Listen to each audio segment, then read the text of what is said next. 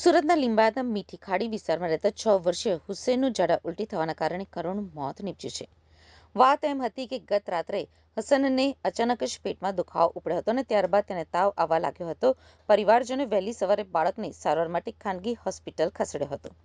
જોકે તબિયત વધુ બગડતા તેને વધુ સારવાર અર્થે સુરત સિવિલ હોસ્પિટલ ખાતે ખસેડવામાં આવ્યો હતો, જ્યાં સિવિલ હોસ્પિટલમાં હાજર તબીબોએ તપાસ બાદ હસનૈનને મૃત જાહેર કર્યો હતો. મૃતક હસનૈનના પિતા ચાની લારી ચલાવી પોતાના પરિવારનું ગુજરાન ચલાવે છે. પરિવારમાં માતા, પિતા, હસનૈન અને તેની એક નાની બહેનનો સમાવેશ થાય છે.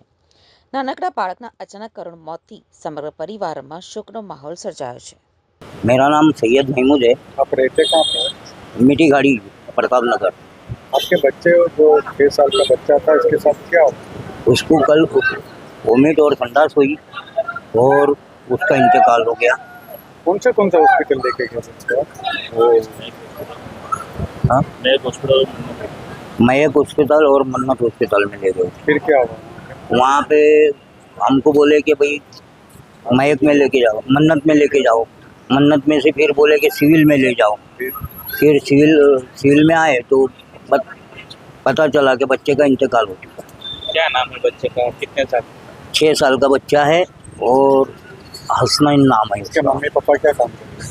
वो होटल में काम करता है। वो कितने साल में परिवार में कौन कौन है? 2 मियाँ बीवी और 2 बच्चे उसके।